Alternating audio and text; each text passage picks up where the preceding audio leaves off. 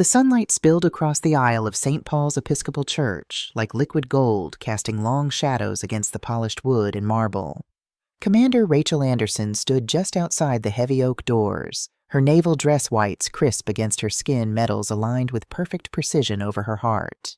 She inhaled slowly, counting the seconds, a technique she'd learned during her SEAL training to regulate her breathing before a high-pressure situation. This was supposed to be the happiest day of her life. Yet as the wedding coordinator signaled and the organist began the first notes of the processional, Rachel's eyes were drawn not to the altar where James waited, but to the first 3 pews on the left side, empty, reserved with white satin ribbons for the family that hadn't come. 142 guests filled the church. Not one of them was her blood.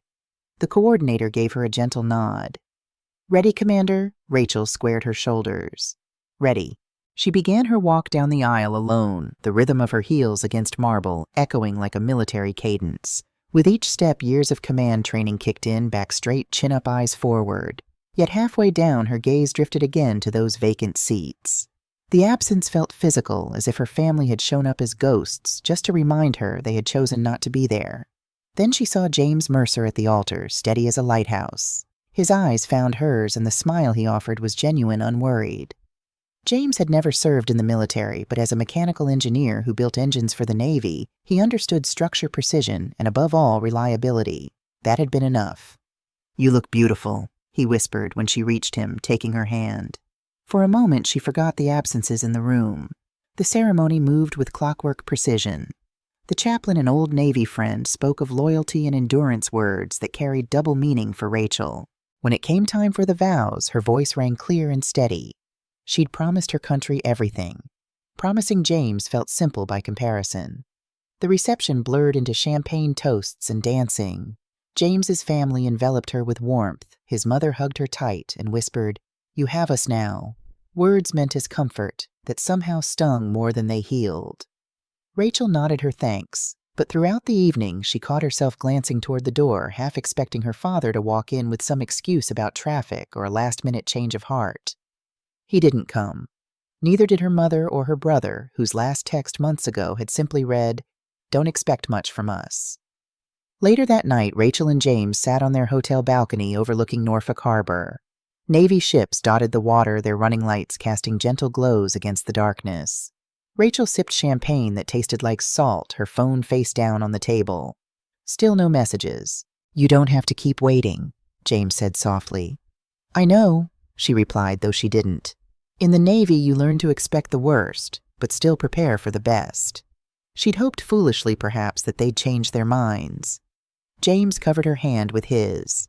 "Family isn't about who's supposed to show up. It's about who actually does." Rachel smiled at him, but when he turned away to refill their glasses, her eyes filled with tears she refused to let fall. Not tonight, not on her wedding day. Morning sunlight streamed through the hotel curtains, casting long rectangles of light across the bed. Rachel sat by the window, still in the silk robe the hotel had provided, looking down at the harbor again. Cargo ships and Navy vessels moved with quiet purpose, each knowing its exact destination. On the table lay a folded invitation addressed to Mr. and Mrs. Richard Bailey and family. Untouched, unopened.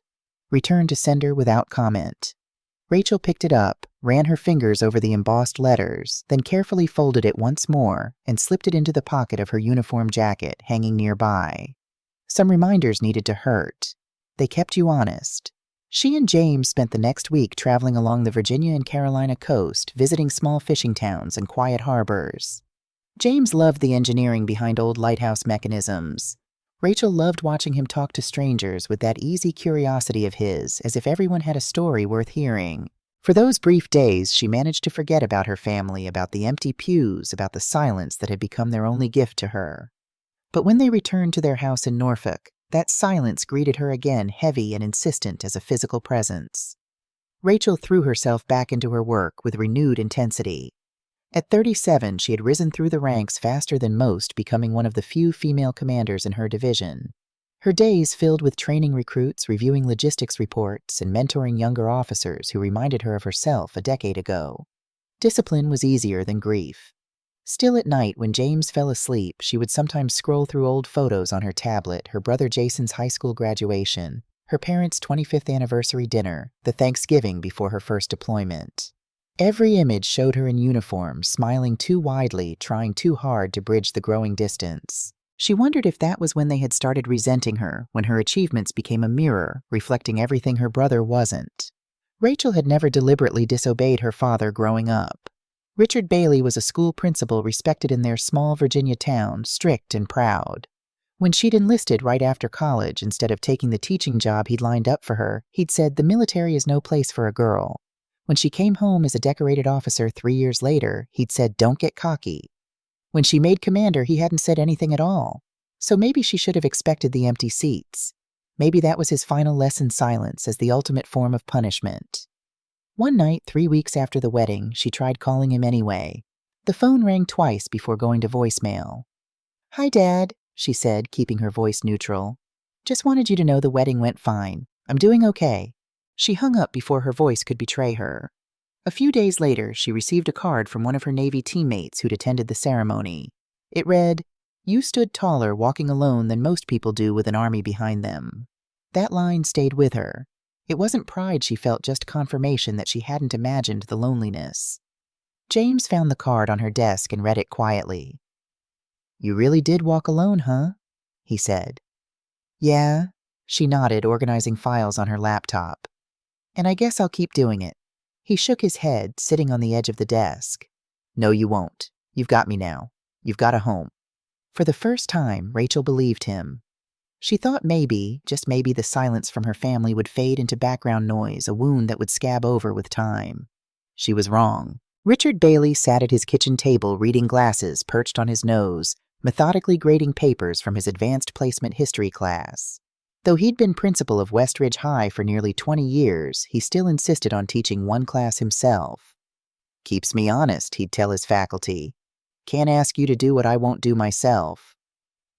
Barbara Bailey moved quietly around him, setting down a cup of coffee and taking away the empty dinner plate. 38 years of marriage had taught her the choreography of his moods, when to speak, when to remain silent, how to anticipate his needs without disturbing his concentration. "Rachel called," she said finally, her voice carefully neutral. Richard's red pen paused over a student's essay. "Did she?" Not a question, a dismissal. "She said the wedding went well."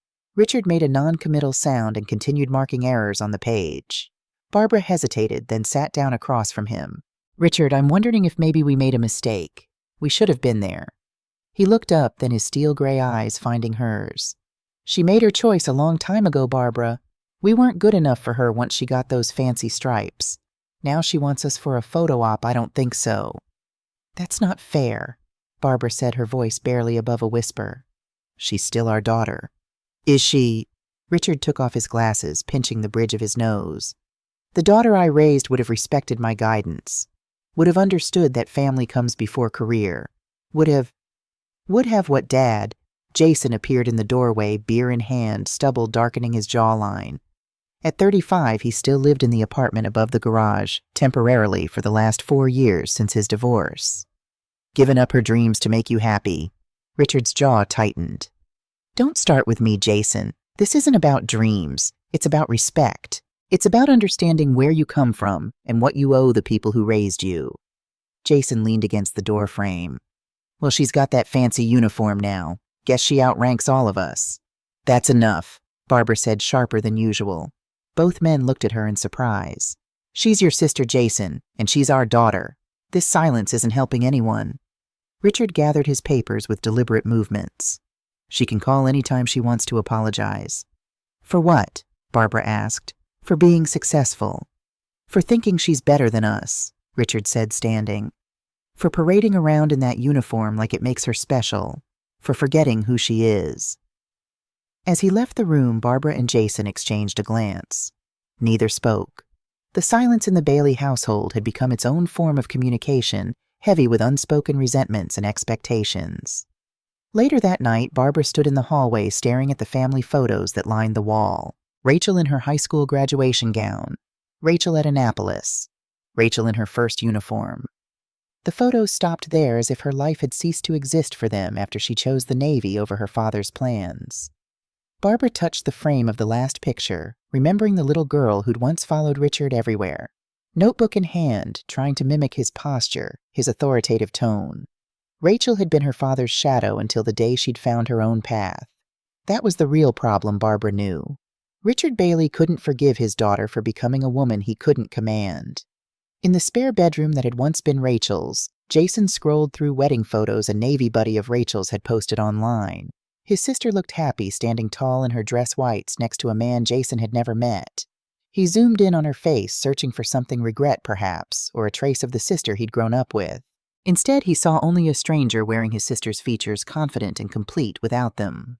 He closed the browser window and reached for another beer. Jason had his own wedding to plan, though he wasn't sure it would actually happen. Amy had been threatening to call it off for months, citing his lack of ambition and financial instability. The engagement ring had cost more than he could afford, but he'd needed to prove something to her, to himself, to the ghost of his overachieving sister that haunted family gatherings. Tomorrow he'd ask his father for help with the wedding costs. Richard would grumble, but ultimately agree. He always did when it came to Jason's needs. That was the difference. Rachel had never needed them. And people who don't need you can't hurt you when they leave.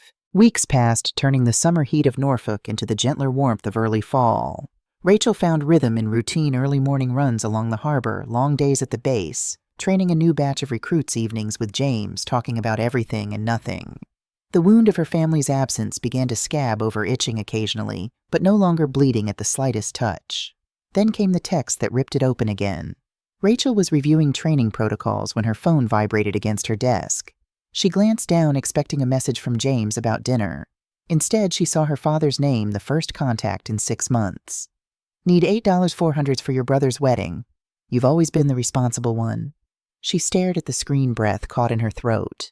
After months of silence, after missing her wedding, after everything, this was what broke the silence.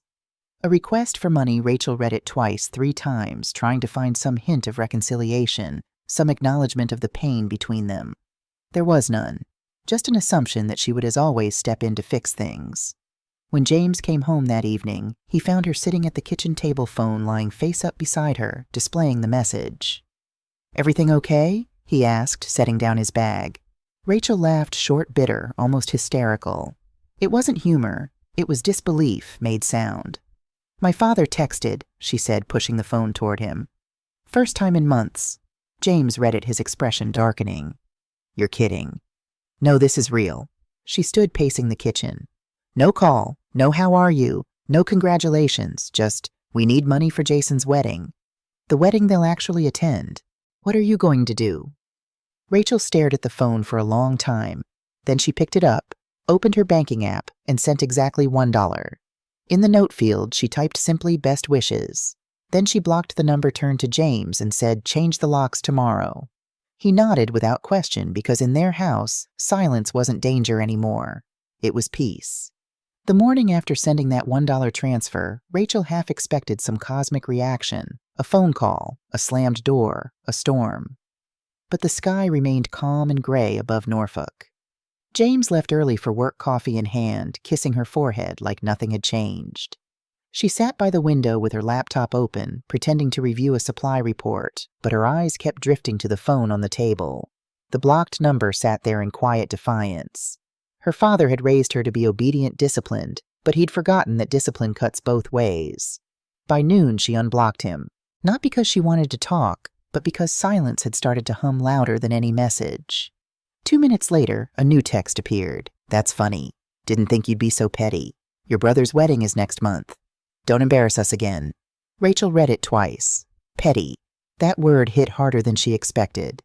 It wasn't the insult itself. It was the casual cruelty.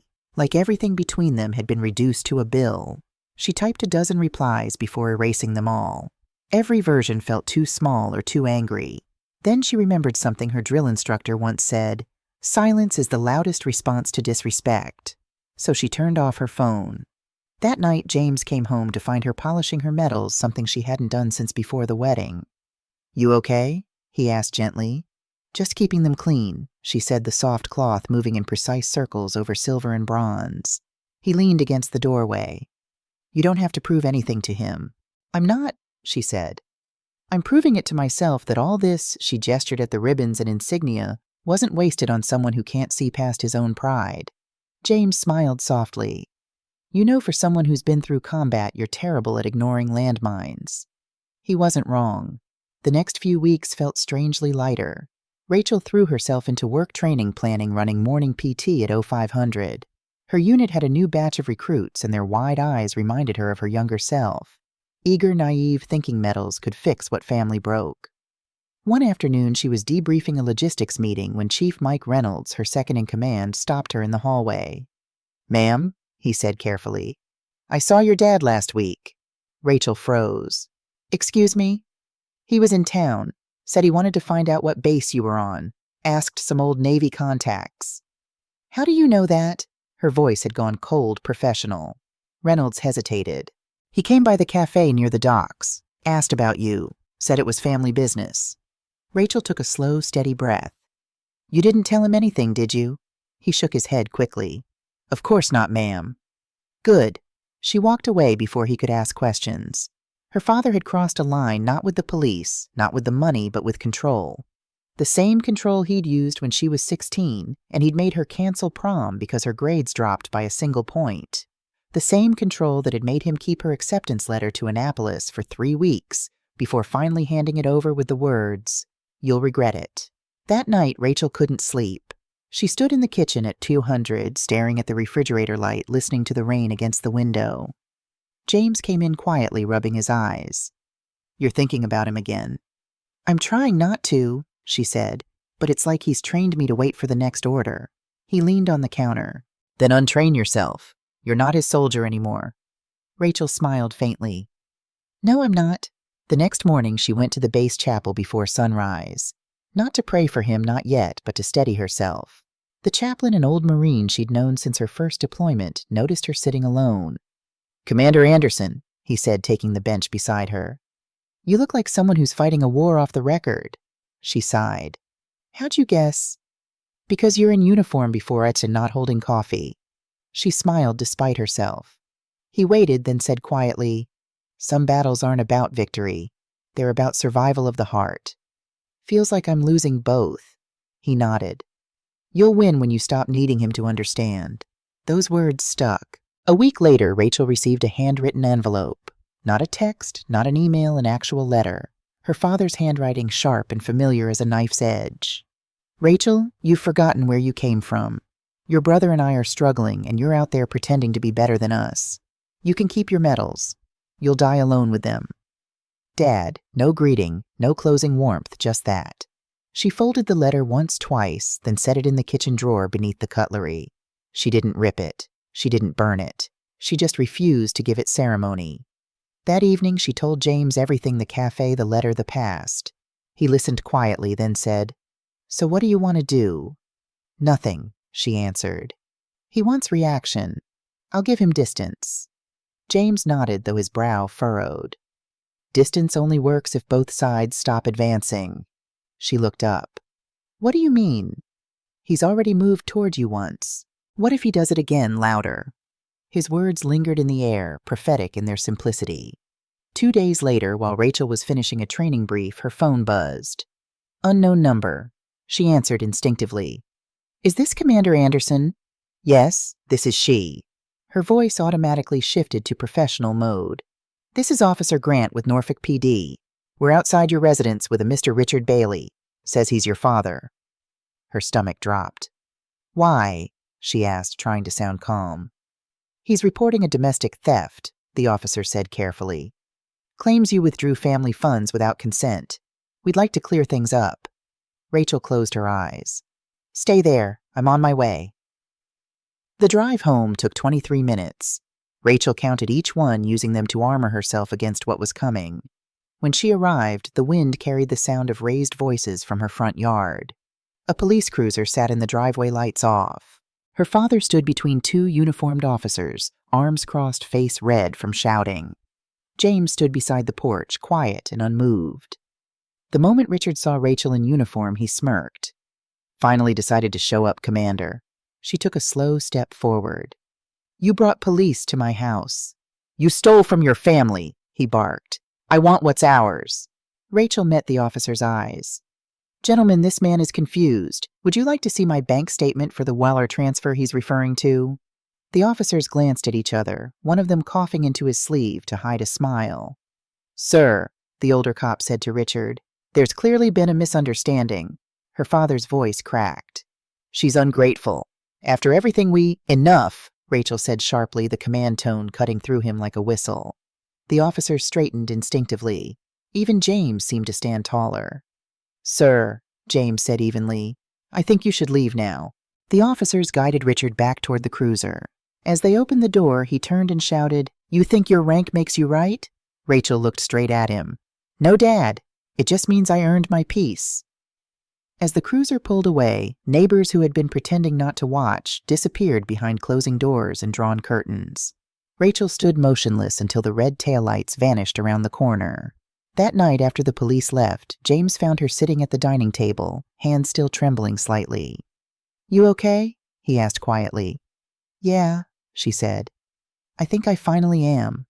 Because sometimes it takes the sound of sirens outside your home to realize you're not the one who's lost control. The next morning, Rachel woke before dawn. The sky over Norfolk was still ink blue, and the air smelled faintly of sea salt and wet asphalt from the night's rain. James was asleep beside her, his breathing slow and steady. But she couldn't rest. She dressed quietly, slipping into her navy blues, and walked outside. The front porch was still damp, the doormat muddy from the police boots that had stood there the night before. Her father's voice echoed faintly in her mind. You think your rank makes you right. That tone, that mixture of bitterness and control. It was the same voice that had followed her whole life.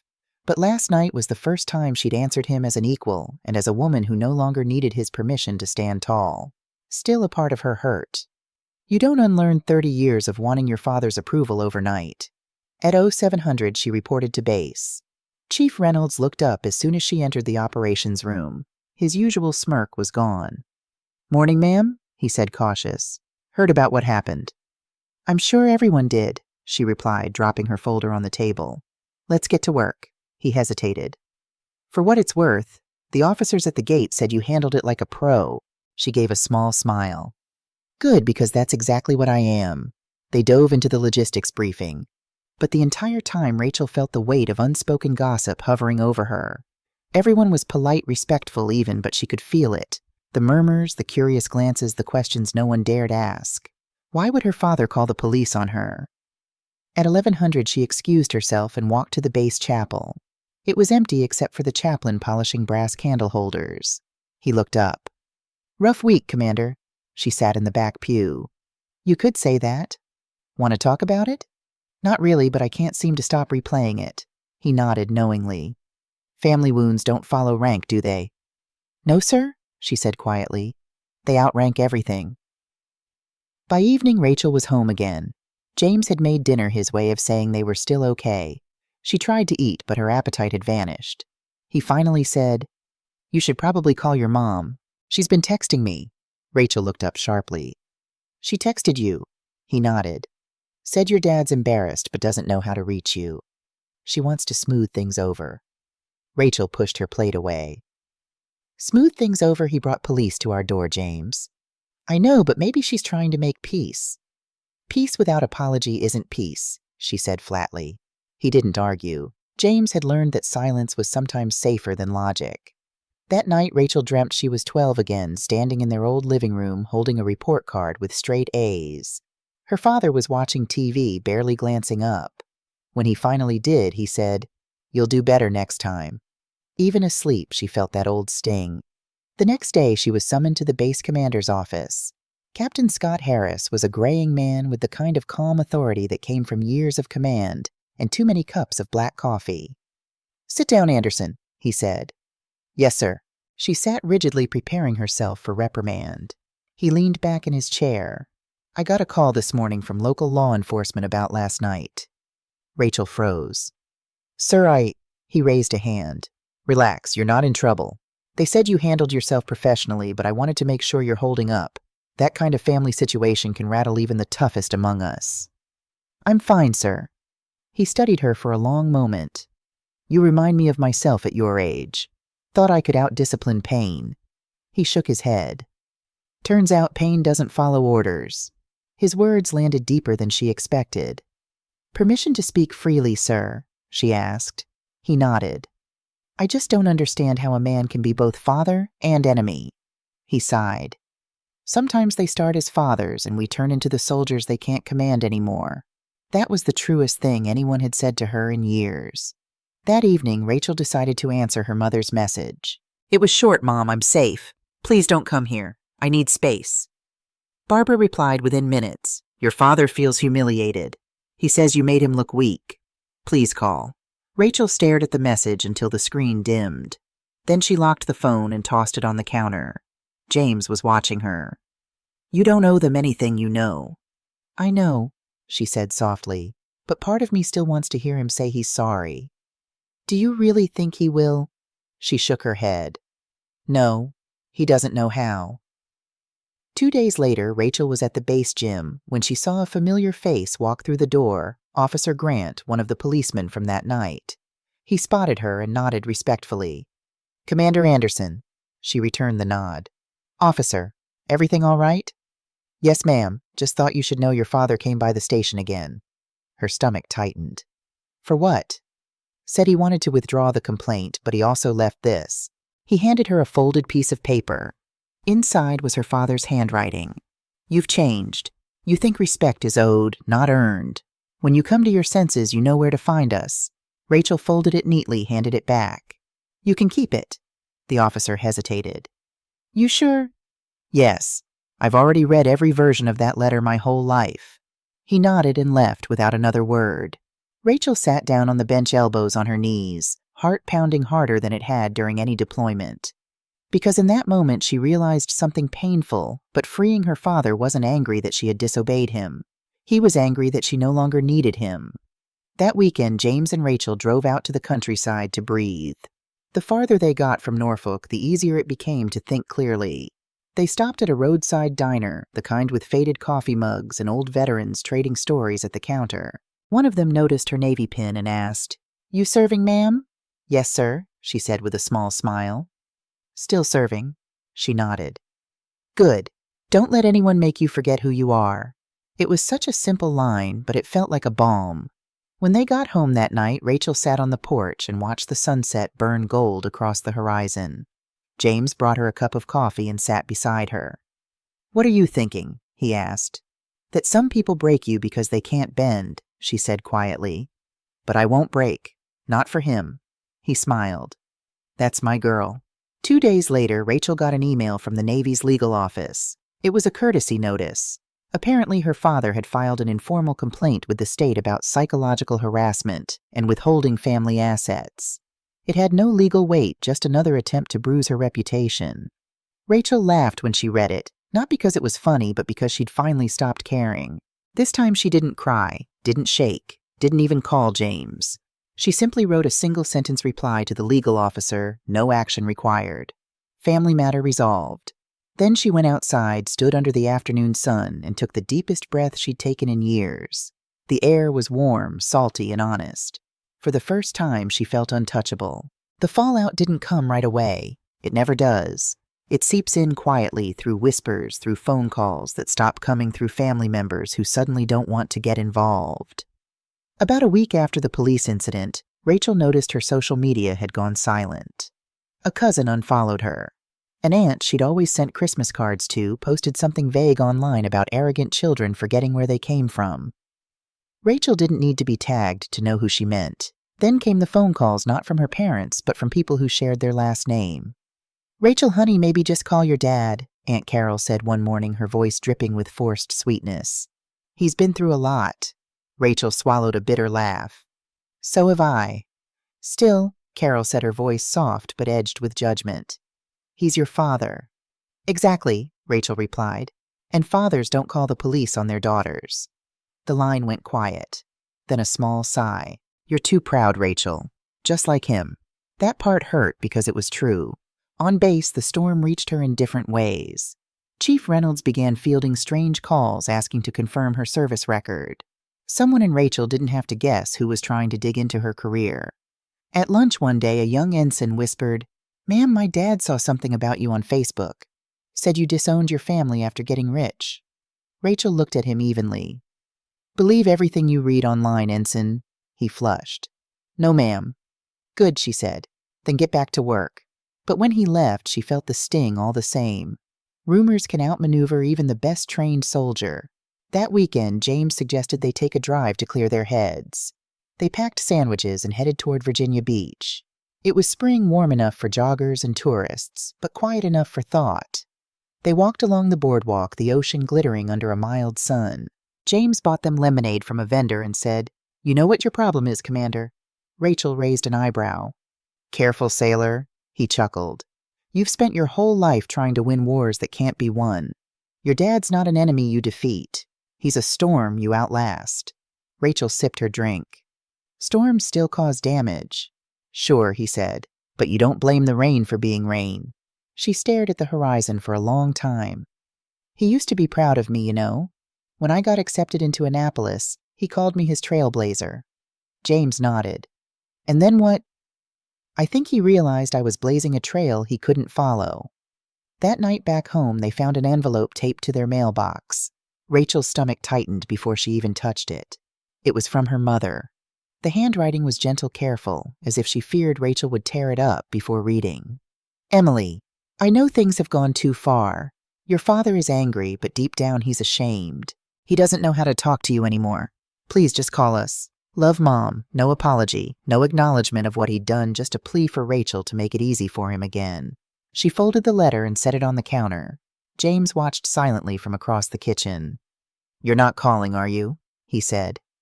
"No," Rachel said softly. "Not until he says the words I've waited 30 years to hear." James tilted his head. "Which are?" She closed her eyes. "I'm sorry. Or maybe just I'm proud of you." James nodded. Fair enough. Work became her refuge again. She took extra shifts, volunteered for late-night duty rotations. When you're surrounded by order and hierarchy, pain feels manageable. You can file it, label it, control it. But at night, when she got home, the silence grew louder. James tried to fill it with warmth. Dinners, movies, small jokes. But Rachel was too far inside herself. One evening he said, "You know I married a Navy SEAL, not a ghost." That stopped her cold. "I'm here," she said quietly. He shook his head. "No, you're still in that house with him. You walk around like you're waiting for permission to breathe." "I'm not." "Then breathe, Rachel. For once, just live like he doesn't get to write the script." She turned away, blinking fast. "That's harder than it sounds." "I know," he said, his voice softening.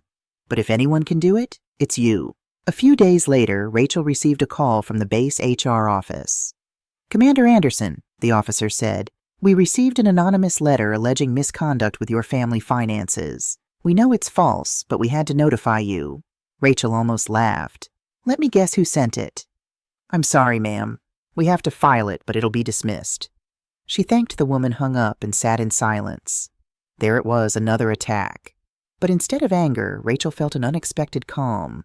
This was his last trick, trying to stain what he couldn't control. That night, Rachel went for a long run along the harbor. The air was sharp, the water reflecting city lights like scattered stars. Every step felt like shedding a layer expectation, guilt, shame. When she got home, she opened her notebook and wrote a single line across the page. Family doesn't mean obedience. It means respect. 2 weeks later, she received a message from an unknown number. "You've turned everyone against me. I hope you're happy." No signature, but she didn't need one. For a long time, Rachel just stared at the words. Then she deleted the message and blocked the number again. After that, she poured herself a cup of tea, went to the porch, and watched the quiet street outside. Somewhere far off, a train horn echoed deep, mournful, fading into distance. Rachel whispered to herself, "Let it go." And for once, she meant it. The next morning, something small but powerful shifted inside Rachel. She woke before her alarm made breakfast and packed James's lunch before he even came downstairs. He looked surprised. "You okay?" "I think so," she said, for the first time in a while. He smiled. "So what changed?" "I stopped fighting ghosts," she said simply. "They can't hear you anyway." That Sunday, Rachel went back to church for the first time since the wedding. She sat in the back pew and listened, not for forgiveness, not for guidance, just for silence. And in that silence, she found something that felt almost like peace. She didn't need their validation. She didn't need their apology. She only needed to believe she was enough as she was. And for the first time, she did. Monday morning brought a new challenge. Rachel arrived at her office to find Captain Harris waiting for her, his expression grave. "Anderson got a minute?" "Of course, sir." Inside his office, he handed her a printout. "This came to my desk this morning. Anonymous email sent to 3 admirals and the base commander." Rachel scanned the page and felt her blood run cold.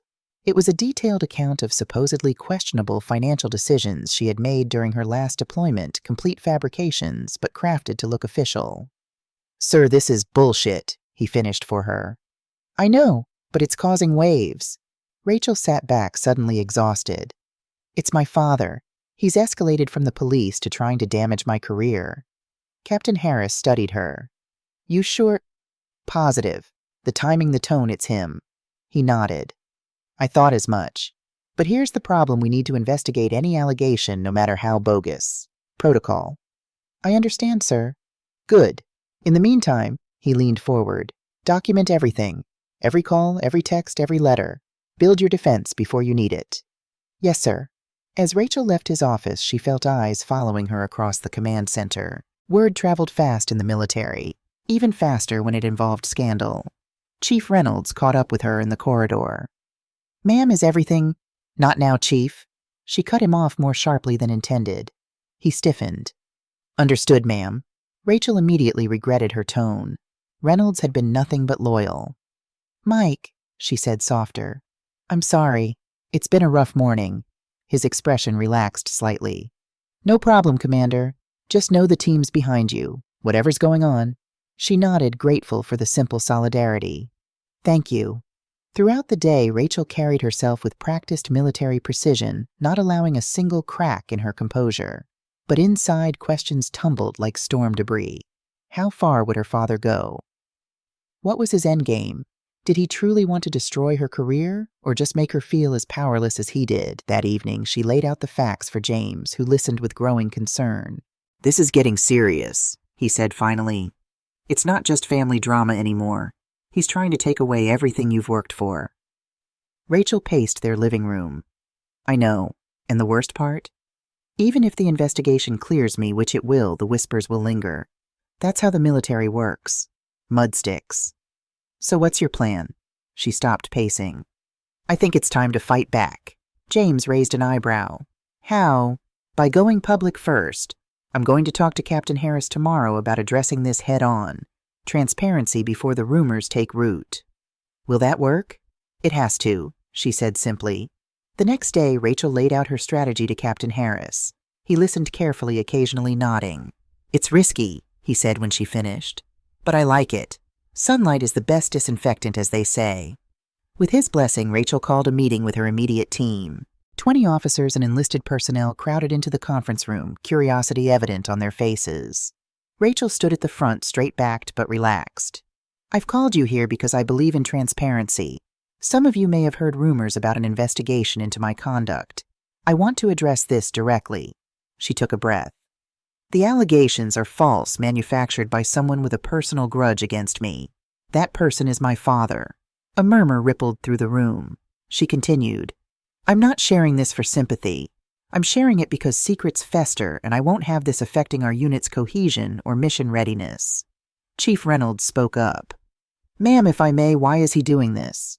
Rachel considered the question. "Because control once lost becomes obsession. Because some people can't accept that respect is earned, not demanded." She smiled thinly. "And because I walked myself down the aisle at my wedding." Understanding dawned on their faces. Everyone there knew what military family sacrifice looked like. Missed birthdays, absent graduations, empty chairs at holiday dinners. But this was different. This was deliberate abandonment, followed by sabotage. "The investigation will clear my name," Rachel concluded. "Until then, I expect everyone to maintain professionalism and focus on our mission. Any questions?" Silence. Then Lieutenant Wilson raised his hand. "Just one, Commander. How can we help?" Rachel hadn't expected that. She'd prepared for skepticism, awkward sympathy, even quiet judgment, but not solidarity. "Just do your jobs," she said. "That's all I need.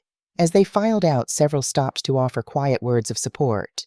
Chief Reynolds was the last to leave. "Ma'am," he said, "my old man was the same way. Military dads, they either understand completely or not at all." She nodded. "Yours didn't?" "Still doesn't.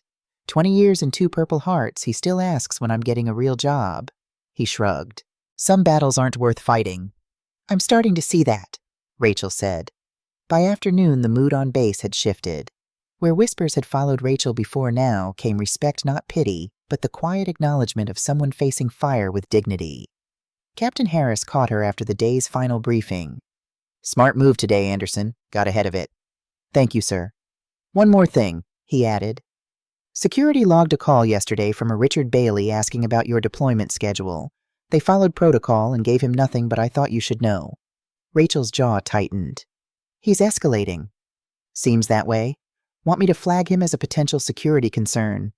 The question hung heavy. It would be easy to say yes to bring the full weight of military security protocols down on her father. One word from her and Richard Bailey would find himself blocked from every military installation in the country.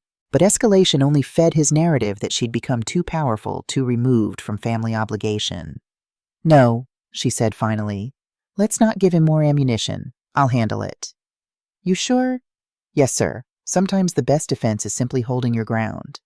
That night, Rachel sent her mother a text. "Mom, Dad is now interfering with my professional life. This has to stop. I don't want to take legal action, but I will if necessary. Please talk to him." Barbara's reply came hours later. "He's hurting Rachel. He feels betrayed. I'm trying, but he won't listen to me either. I'm sorry." Rachel showed the message to James. "She's always been his echo," she said sadly. "Maybe," James said, "but there's something different this time. She actually said, 'I'm sorry.'" Rachel hadn't noticed that. It was small, but perhaps significant, the first crack in the united front her parents had always presented. "What do you think it means?" she asked. James considered. "Maybe she's finding her own voice, or maybe she's just tired of being caught in the middle." Either way, it was the first hint that the Bailey family dynamics might not be as monolithic as Rachel had always believed. It wasn't much, but it was something, a thread she might eventually pull. The ripples from Rachel's confrontation with her father spread outward, touching distant shores of her extended family. An email arrived from her cousin Megan, once Rachel's closest childhood friend. "Rachel, I don't know what's going on between you and Uncle Richard, but it's tearing the family apart. Everyone's taking sides. Grandma cried at Sunday dinner last week because you weren't there. Again, I know you're busy with your important Navy career, but family should come first. Whatever he did, he's still your dad. Just swallow your pride and call him." Megan Rachel read it twice, noting how quickly Megan had assumed Rachel was the problem, that her pride was the obstacle, not her father's behavior. It stung, but it wasn't surprising. The Bailey family had always orbited around Richard's gravity, adjusting their perspectives to match his. She drafted several replies before settling on simple truth. "Megan, Dad showed up at my home with police, filed false complaints about me at work, and is actively trying to damage my military career. This isn't about pride. It's about respect and boundaries. I miss everyone too, but I won't subject myself to abuse just to keep the peace. When he's ready to apologize, I'm ready to listen." Love, Rachel. She hit send, then checked her social media. More family members had quietly disappeared from her friends list. Aunt Patricia had posted a meme about this generation thinking they're too good for family values. Uncle George, her father's brother, had sent a friend request to James, likely looking for inside information. It was as if the Bailey family had divided into factions, Team Richard versus Team Rachel, with most gravitating toward the familiar center of power.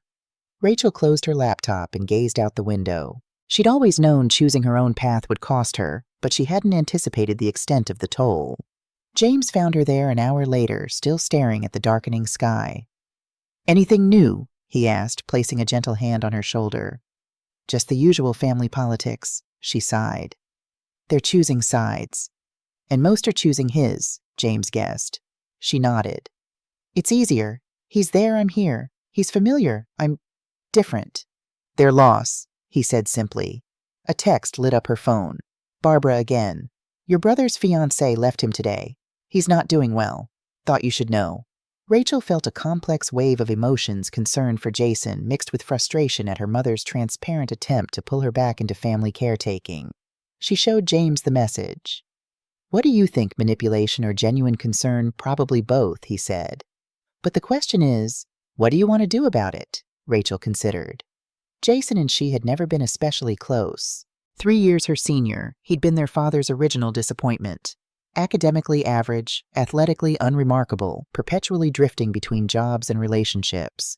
Rachel's achievements had only highlighted his struggles, creating a rift that neither had the tools to bridge. "Nothing," she decided finally. "That sounds cold, but if I reach out now, Dad will see it as surrender. And Jason probably blames me anyway. For his fiancée leaving. For everything," Rachel said. "That's the family pattern. When things go wrong, find someone to blame. Usually me." James nodded understanding. "So we hold the line." "We hold the line," she agreed. But that night Rachel lay awake wondering about her brother. Despite everything, she remembered the boy who'd taught her to ride a bike, who'd slipped her candy during their father's strict no-sweets phase, who'd driven her to her first high school dance when their parents refused. Before Richard's control had poisoned everything between them. On impulse, she reached for her phone and sent a text to Jason's number, unsure if he'd even kept the same one I heard about Amy. "I'm sorry. Whatever else is between us, I hope you're okay." She didn't expect a reply, and none came. 3 days later, Rachel was called into a meeting with the base's legal officer and Captain Harris. The formal investigation into her father's allegations had concluded. "Cleared on all counts," the legal officer said, handing her the report. "Not that there was ever any doubt." "Thank you," Rachel said, relief evident in her voice. Captain Harris leaned forward. "There's more. We traced the emails. They came from a public library in Richmond, but the account was created using your brother's name." Rachel's eyes widened. "Jason? We can't be certain he sent them," the legal officer cautioned. "Anyone could have used his name." "It was my father," Rachel said with certainty. "Using Jason's identity gives him deniability while further driving a wedge between us." Captain Harris nodded. "Thought as much. Look, Anderson, this is clearly escalating from family drama to potential harassment. We can file a restraining order if you want." Rachel considered it. A restraining order would be official, documented, a line in the sand that even Richard couldn't ignore, but it would also be permanent, a legal barrier that might never come down. "Not yet," she decided. "Let's see if this investigation being closed sends the message." As she left the meeting, her phone vibrated with a text from an unknown number. "It's Jason. Got a new phone. We need to talk. Not about Dad. About me." Rachel stopped walking, staring at the message. After months of silence, after everything that had happened, "Why now?" she typed back. "When and where?" His response came quickly. "Tomorrow. Ocean View Diner. 1300. Come alone." Rachel showed James the exchange that evening. His brow furrowed with concern. "Could be a trap," he said. "Your father using Jason's identity again." "I considered that." She nodded. "But I need to know for sure." "Then I'm coming with you," James insisted. He said come alone. "And I say that's not happening." James's tone was firm. "I'll stay in the car if you want, but I'm not letting you walk into a potential ambush by yourself." Rachel couldn't argue with his logic. "Okay, but let me handle it my way." "Always," he promised. The Ocean View Diner sat just off the highway, its faded blue exterior weathered by years of salt air. Rachel arrived 5 minutes early, parking where she could see the entrance. James took a spot 2 rows back, close enough to intervene if needed. At exactly 1300, a truck pulled into the lot, Jason's old Ford, the same one he'd had since college. Rachel watched as her brother climbed out, looking thinner than she remembered, his shoulders hunched against an invisible weight. She got out of her car, and for a moment they just looked at each other across the asphalt, 2 strangers sharing blood and little else. "Hey, Rach," he said finally. "Jason, thanks for coming." He gestured toward the diner. "Hungry?" She nodded, following him inside. They took a booth near the back, away from the few other patrons. A waitress brought coffee without being asked, suggesting Jason had been here before. When she left, Rachel broke the silence. "So, what's this about?" Jason stared into his coffee. "Amy left me." "I heard. I'm sorry." He shrugged. "Don't be. She was right to go." He looked up, meeting Rachel's eyes. "I'm a mess, Rach. Have been for years." The raw honesty caught her off guard. This wasn't the defensive, bitter brother she'd expected. "Dad's on a warpath about you," he continued. It's all he talks about, how you've betrayed the family, how you think you're better than us." "And you believe him?" she asked quietly. Jason shook his head. "I used to. It was easier, if you were the villain than I wasn't the failure." Rachel said nothing, waiting.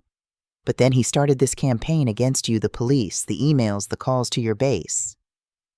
Jason ran a hand through his hair. "It's crazy, Rach. Obsessive. And I realized, this is what he does. Find someone to destroy when he feels powerless." "It used to be you," Rachel said, understanding dawning. "Yeah, for years." Jason's laugh was hollow. "Until you became the bigger disappointment by actually succeeding." The waitress returned. They ordered sandwiches neither would finish. "Why are you telling me this now?" Rachel asked when they were alone again. Jason looked down. "Because I helped him." "What, the emails to your base?" "He wrote them, but I helped him set up the account. Drove him to the library." Shame colored his face. "I told myself it was just venting, that nothing would come of it. But then your captain called the house and Dad was so smug." Rachel felt anger rising, then ebbing just as quickly. "Why tell me now?" "Because I'm done being his weapon." Jason reached into his pocket and pulled out a folded paper.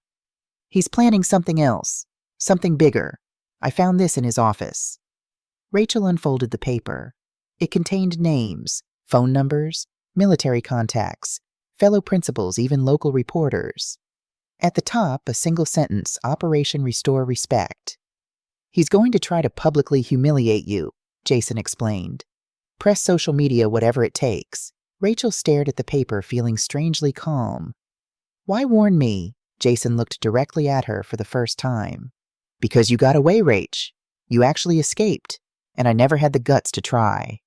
In that moment, something shifted between them, not forgiveness exactly, but understanding. They were both survivors of Richard Bailey's psychological warfare, just with different battle scars. "What will you do now?" Rachel asked. "Leave," Jason said simply. "Start over somewhere, maybe Colorado. I've got a buddy there with a construction company." "Dad will be furious." "Let him." Jason's smile was sad but determined. "I'm 40 years old. It's time I stopped being afraid of his disappointment." They finished their coffee in more comfortable silence. As they stood to leave, Jason hesitated. "I'm sorry about your wedding," he said. "I should have been there." "Yes," Rachel agreed. "You should have." It wasn't forgiveness, not yet, but it was honesty, and that was a start. Outside, they paused by their vehicles. Jason glanced toward James, waiting in his car. "That him, your husband?" Rachel nodded. "He good to you?" "The best." Jason nodded. "Good. You deserve that." He opened his truck door, then turned back. "Hey, Rach. For what it's worth, I was always proud of you, even when I pretended not to be." She smiled faintly. "Thanks, Jace."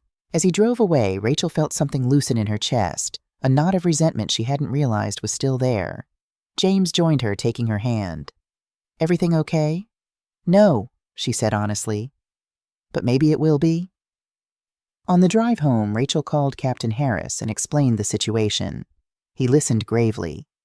"So your father is planning a public smear campaign," he summarized. "Yes, sir." "And your brother just switched sides." "I think he's trying to be neutral, sir, for the first time in his life." Harris was quiet for a moment. "You know what they say about neutrality in the face of injustice, Anderson." Rachel did know. "What do you recommend, sir?" "Prepare for battle," he said simply. "But remember, the best defense against lies is living well. Keep doing your job. Let your record speak for itself." "Yes, sir." As they pulled into their driveway, James squeezed her hand. "You okay?" Rachel considered the question carefully. "I think I am. Jason may never be my ally, but at least he's not my enemy anymore." "That's something," James agreed. "And Dad?" She shook her head. "He's going to do what he's going to do. But I'm done fighting shadows. From now on, I face forward." That night, Rachel slept better than she had in months, as if some internal compass had finally found true north. The war wasn't over, but at least now she could see the battlefield clearly and knew she wasn't fighting alone. Summer came to Norfolk heavy with heat and a forgiveness Rachel wasn't ready to give. The air smelled of cut grass and tar warming on the roads. Rachel and James settled into small routine Saturdays at the farmers market weeknights, walking past the harbor, until the sky went lavender. She wore her hair down, more often laughed easier, learned the names of the older couple next door who waved from their porch swing at dusk. Peace had a shape now. It looked like ordinary life. Then the pastor from her hometown called. Rachel recognized his number before she answered. She hadn't spoken to Reverend Lewis since before the wedding, since the premarital counseling he'd offered over coffee and scripture and common sense. Back then, he'd asked kindly if she thought her father would attend. She'd said yes. She'd believed it like sunrise. "Commander Anderson," he said, slipping her rank between nostalgia and respect. "Do you have a minute?" "I do," she said, steadying her voice against whatever news he carried. "I hate to be the one to tell you, but your father's in the hospital. Heart failure. It's serious." Rachel sank into a kitchen chair and stared at the refrigerator at a postcard of the Atlantic pressed under a magnet shaped like an anchor. "He's stable for now," Reverend Lewis continued, "but the doctors are concerned. He's at St. Mary's in Richmond." For a moment she said nothing. She'd imagined this call before on bad nights when anger blurred with pity, when she pictured him old and regretful. But imagining something and hearing it were two different wars. "What hospital?" she asked finally. "St. Mary's in Richmond." "I'll come," she said automatically. When the call ended, she sat still for a long time. James found her like that, hands on her knees, staring at nothing. "Who was it?" he asked. "The pastor. Dad's sick. Heart failure." James looked at her cautiously. "Do you want me to come with you?" Rachel shook her head. "No. This one I need to do alone." The drive to Richmond took 3 hours. Rachel didn't turn on the radio. She just listened to the tires hum against the asphalt to the sound of her own breathing. The autumn trees blurred into streaks of gold and rust as if the world had decided to dress up for something solemn. When she reached the hospital, the air smelled of antiseptic and thyme. A nurse led her down a long corridor, the fluorescent lights buzzing softly overhead, too bright, too clean. Her mother was there, sitting in the corner of the room, clutching a paper cup of coffee gone cold. She looked smaller than Rachel remembered, as if grief had been pressing on her shoulders for years. When she saw Rachel, her eyes widened. "Rachel," she whispered. "Hi, Mom." Barbara stood but didn't seem to know whether to hug her or apologize. In the end, she just reached out and touched Rachel's sleeve, a mother's compromise between love and fear. "He's asleep," she said. "He doesn't know you're here yet." Rachel nodded. "That's okay." She turned toward the bed. Richard Bailey looked pale, almost translucent under the harsh lights. The tubes, the monitors, the shallow rise and fall of his chest, they all made him look small, too human. For a long moment, Rachel just stood there, watching the man who'd built fences and rules and hierarchies. The man who taught her to salute before she ever wore a uniform. The man who once told her tears were what happened when weak people ran out of words. Now he was quiet, and she had no words either. That night, Rachel stayed in a nearby motel. The air conditioner rattled like it was haunted, and she lay awake staring at the cracked ceiling. Around midnight, her mother called. "He's awake," Barbara whispered. "He asked for you." Rachel was there within 15 minutes. When she walked into the room, Richard looked up. His voice was thin but clear. "Didn't think you'd come." "I almost didn't," she said honestly. He gave a faint nod. "Figures." They stared at each other, two soldiers on opposite sides of a war neither had wanted to fight. Finally he said, "You still in uniform?" "Always," she replied. He chuckled weakly. "Knew you'd make something of yourself. I just didn't know it'd be so far away from us." "You pushed me far, Dad," she said quietly. He looked away. "I was trying to make you strong." "You did," she said softly. "But you also made me lonely." That silenced him. The monitors beeped steadily, filling the gap between them. After a while he said, "I never hated you, you know." "I know. I just didn't know how to love someone I couldn't control." Those words, raw, clumsy, human, broke something open in Rachel. She sat down beside the bed and took his hand.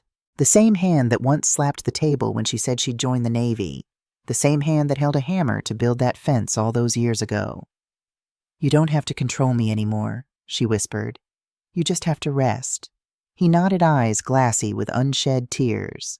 The next morning, Rachel helped her mother fill out some hospital paperwork. Barbara kept apologizing for things she didn't name the police, the letters, the silence. "I should have stopped him," she said. "You couldn't," Rachel said gently. "No one could. He had to stop himself. When Barbara turned away to hide her tears, Rachel noticed her father's old class ring on the table, the one he wore when teaching. She picked it up. It was scratched dull-heavy with history. A nurse walked in. "Commander Anderson," she said softly, recognizing Rachel from her badge. "Your father's been telling stories about you to the staff." "Stories?" Rachel asked. The nurse smiled. "Said his daughter's tougher than half the Navy. Said she makes him proud." Rachel didn't cry right then, but when she stepped into the hallway, she leaned against the wall, closed her eyes, and let the weight of that word settle proud. That evening, before she drove back to Norfolk, she went to see Richard one more time. He was half asleep, pale but peaceful. He opened one eye. "Leaving already?" "I'll come back," she said. "Don't bother if I don't make it," he murmured. "I've said my piece." Rachel smiled faintly. "You'll make it. You're too stubborn to quit now." He smirked a ghost of the old hymn. "You get that from me." "Maybe," she said, "but I learned grace from Mom." He nodded, closing his eyes. "That's good. You'll need both." The drive home was long and quiet. Halfway back, Rachel pulled over near a small roadside chapel, one of those white-painted country churches that look like they're holding secrets. She walked in, sat in the last pew, and whispered, "Thank you for letting me show up before it was too late." She didn't know if she was talking to God, to fate, or to the part of herself that had stayed angry for too long. Maybe all three. When she walked out, the sun was rising. She drove the rest of the way home in its light. The next morning, Rachel called Captain Harris and requested a week of leave. "Everything all right, Anderson?" he asked. "My father's ill. I'd like to spend some time with him." There was a brief silence on the line. "The same father who tried to torpedo your career?" "Yes, sir. That one." Harris sighed. "Life's complicated, isn't it?" "Very, sir." "Take 2 weeks," he said. "Family comes first, even the difficult ones." Rachel returned to Richmond the following day. James drove her to the hospital, then went to check them into a hotel nearby.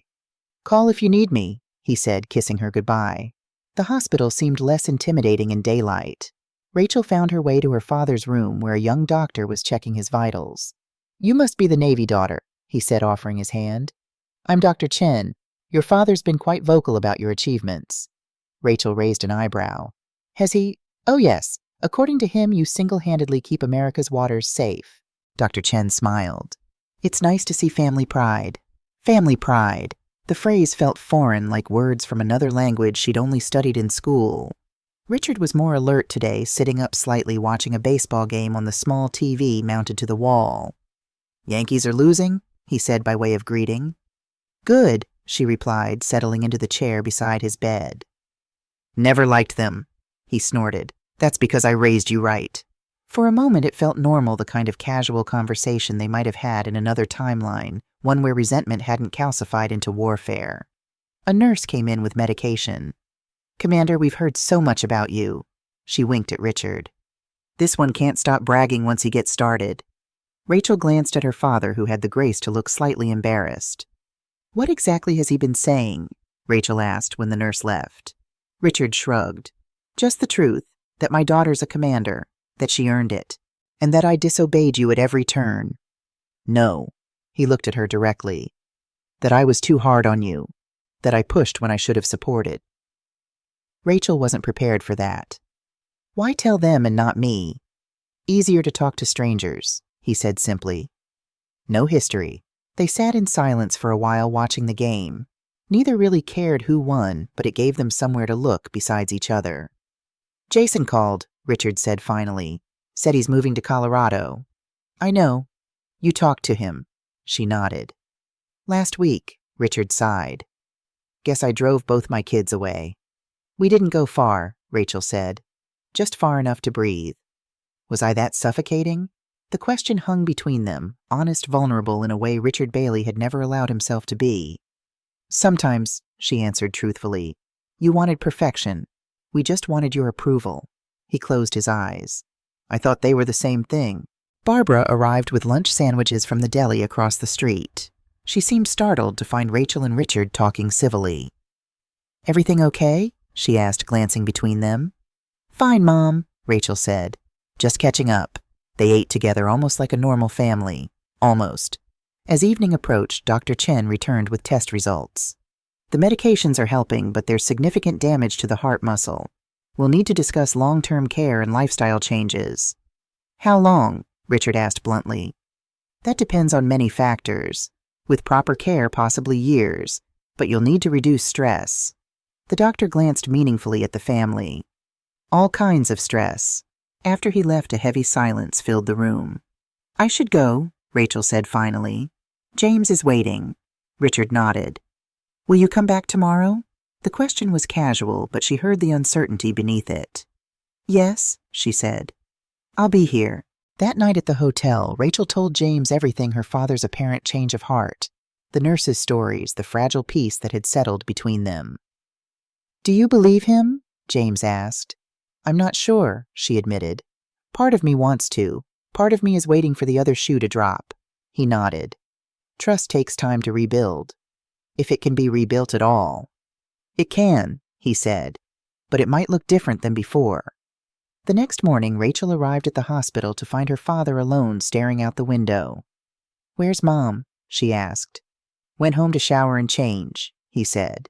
Then, without preamble, "I owe you an apology."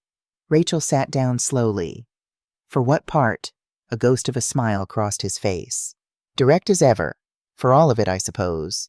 The wedding, the police, the complaints to your command." She said nothing, waiting. "I was angry," he continued.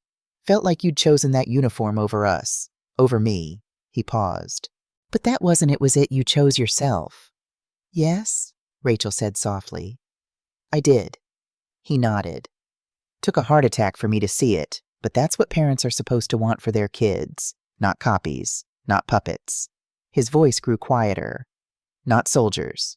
Rachel felt something shift inside her, a wall beginning to crumble after years of standing firm.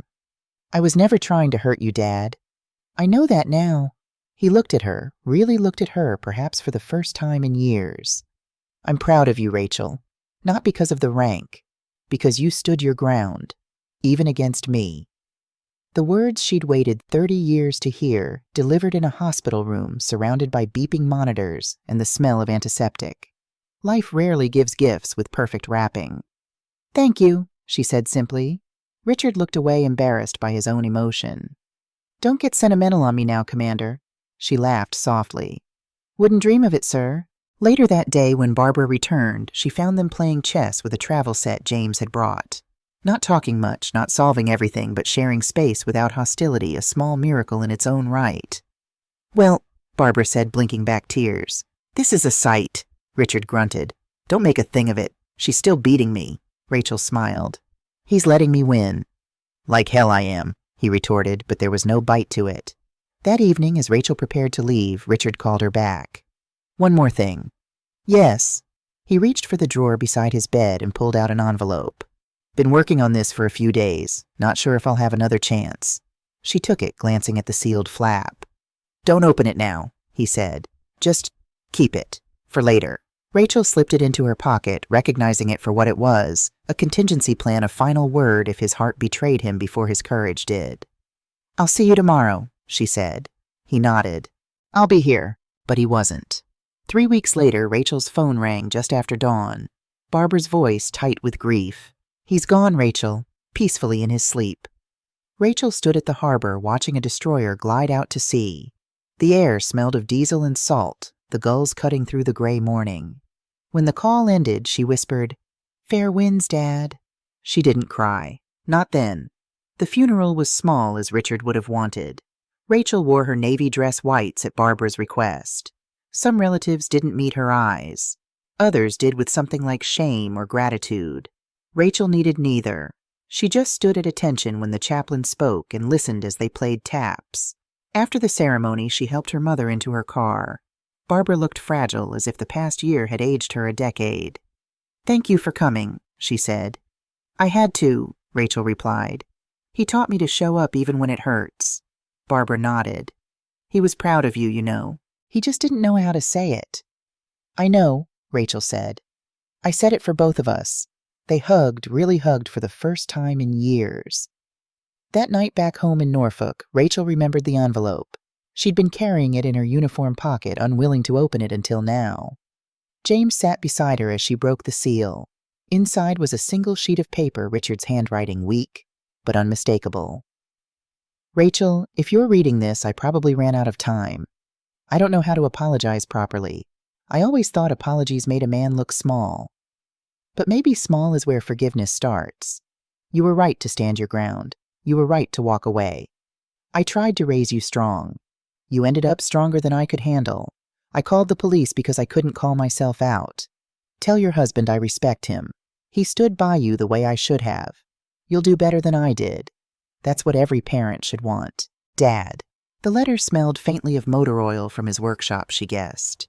Rachel read it 3 times, then folded it back and set it in her desk drawer next to her medals. Not above them, not beneath them, but beside them. Equal. You okay? James asked softly. Rachel nodded. I think I am. That summer life began again in small, ordinary ways. Barbara started calling every Sunday evening just to talk. She asked about James's work, about the new recruits, about Rachel's garden. Her laughter softened over the phone lighter freer. One evening she said, I think he'd be happy seeing us like this. I think so too, Rachel said. Rachel and James started hosting barbecues for their neighbors. Sometimes when the grill smoked and kids ran through the yard with sparklers, Rachel would catch herself looking up, half expecting to see her father leaning against the fence, a beer in hand, pretending not to smile. The ache didn't go away, but it changed. It became quieter, gentler, less a wound, more a weathered scar that told her she'd survived something important. One Saturday, Rachel was invited to speak at a local high school's graduation. The principal introduced her as Commander Rachel Anderson, Navy SEAL and hometown daughter. The applause startled her. When she stepped up to the podium, the gym smelled of flowers and floor wax. She looked out at the rows of faces, bright, hopeful, terrified of what comes next, and thought of her father watching her once from a folding chair in a similar gym. When I was your age, she began, I thought respect came from titles, medals, achievements. I was wrong. It comes from how you treat people, especially when they've stopped treating you well. Some of you will leave home and find that the people who should have loved you most didn't know how. Don't carry that anger forever. It gets heavy. Learn to set it down even if they never ask you to, because forgiveness isn't letting them win. It's letting yourself rest. The room was quiet. A few parents nodded. A girl in the front row wiped her eyes. Rachel smiled. And call your mothers. They worry more than you think. The laughter that followed felt like sunlight breaking through clouds. That night she stood on the porch again, coffee in hand, watching the streetlights flicker on. James joined her, wrapping an arm around her shoulder. You spoke well today, he said. Thanks. I just told them what I wish someone had told me sooner. He nodded toward the sky. Your dad would have liked that speech. Maybe, she said, or maybe he would have told me to shorten it. They both laughed. Then she whispered almost to herself, I think he finally heard me wherever he is. James squeezed her shoulder. You think he's proud now? Rachel looked up at the quiet stars. Yeah, she said. And so am I. A week later, Rachel found herself back at the church where she'd once married with no family in the pews. This time it was filled with friends, colleagues, neighbors. One of her recruits was getting married, and she'd asked Rachel to give her away since her own father couldn't attend. As the music started, Rachel walked her down the aisle. The young sailor whispered, I'm nervous. Rachel smiled. Then you're doing it right. When they reached the altar, the bride squeezed her hand. Thank you for showing up. Her words hit Rachel harder than expected. Thank you for showing up. That's all she'd ever wanted from her father, from anyone. And now she understood sometimes the way you heal is by becoming the person you once needed. That evening, as the sun dipped below the horizon, Rachel stood alone outside the church. The sky burned gold and pink, the same colors that had framed her own wedding day years ago. I forgive you, Dad, she whispered into the fading light. And I forgive myself, too. Then she turned and walked toward the car where James waited, the future open like a calm sea. If someone once made you feel invisible at your own table, I hope you still save them a seat. Not for their sake, but for yours. Because sometimes the greatest act of revenge isn't silence or distance or strength. It's peace. And peace, my friends, takes courage, too.